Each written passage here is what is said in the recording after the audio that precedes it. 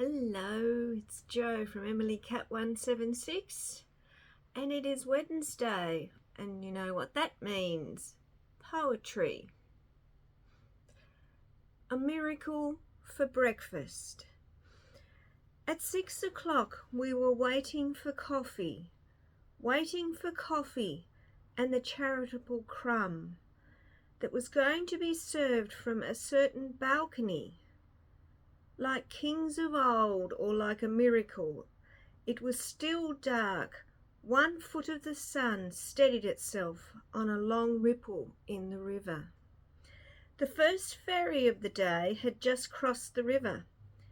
It was so cold we hoped the coffee would be very hot, seeing that the sun was not going to warm us, and that the crumb would be a loaf each buttered by a miracle.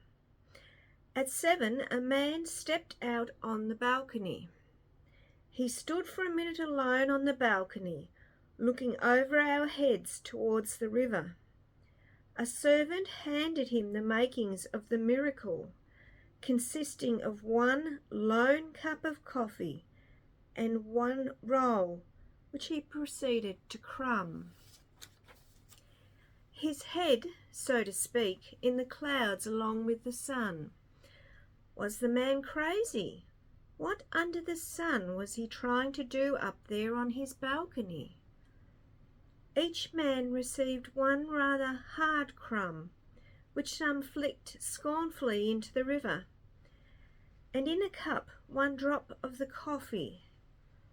Some of us stood around, waiting for the miracle. A Miracle for Breakfast by Elizabeth Bishop.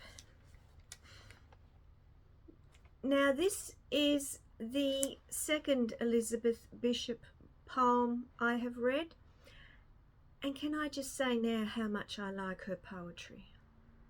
I think she was such a good poet. So this poem,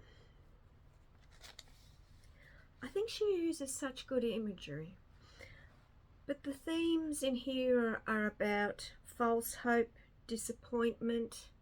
The river is seen as a river is reaching for a better life, but it's also an obstacle to stop people from crossing to the other side. So I like the fact that what I have read of Elizabeth Bishop, it's about everyday life, but there are themes in there, there's good imagery, very well written. I did actually want to do another of her poems today, but it's copyrighted, and I went and explored further, and I don't know if a channel like mine would get permission to use it. So it is definitely worth looking at, and it was called Filling Station. I really like that one, but I am not going to leave myself open for copyright violations. So this one is good too. As I said, I like all her poetry. And as I said with the first one, Elizabeth Bishop, she was American, lived from 1911 till 1979, and she won the Pulitzer Prize for Poetry in 1956. So that's no small feat, is it? So I am hoping to get the book,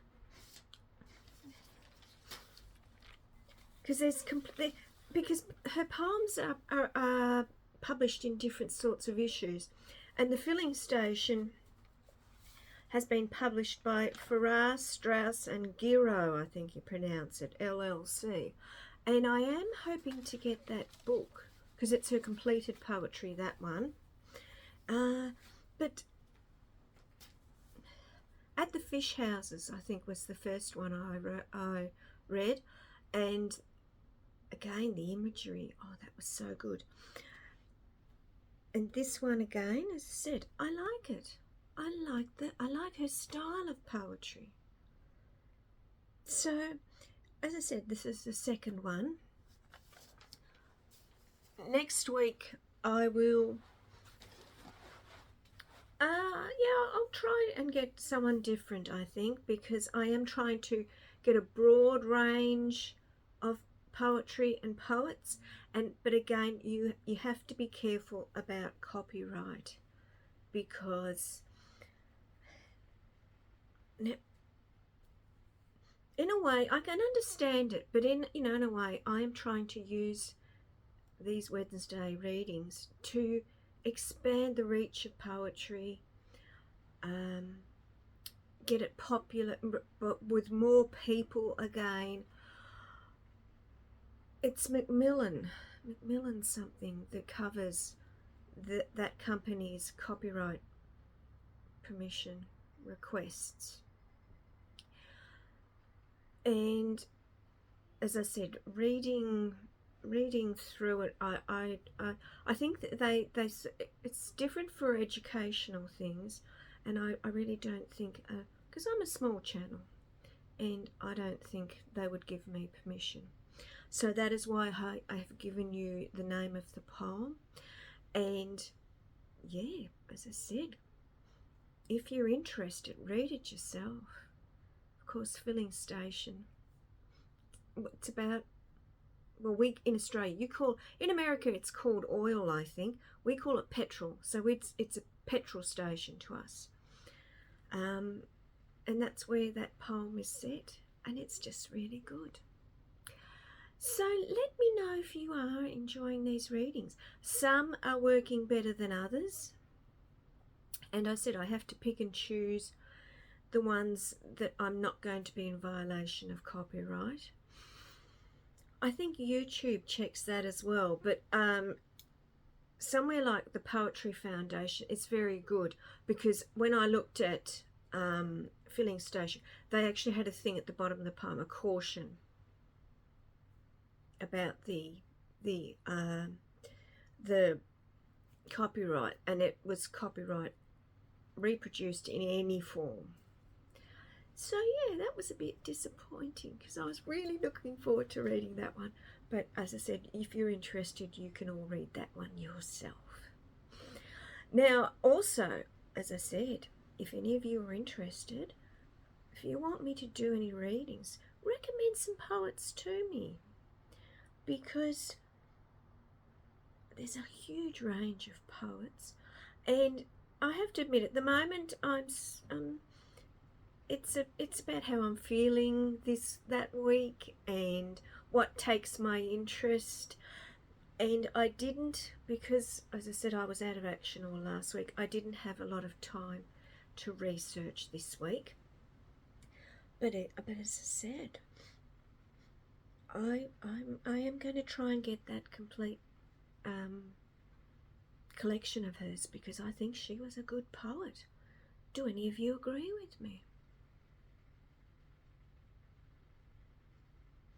I do know someone who doesn't actually like female poets, and that's their choice, but I tend to think let the work stand for itself. But that's for another day, that discussion. So that's it for Poetry on Wednesday. I'll be back on Friday, definitely, with that, as I said, that book review, because that's a good one. That is a good one. So enjoy the rest of your week.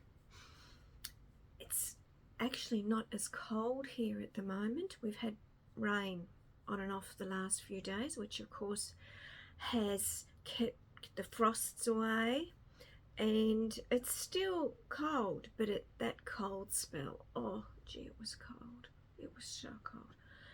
I know people overseas think Australia doesn't get cold, and of course, no, we didn't have snow. We didn't have snow, but it's cold for us. See? Jumpers. I'm in jumpers at the moment. And a lot of people I know have headed up north into the warm weather. So enjoy the rest of your week.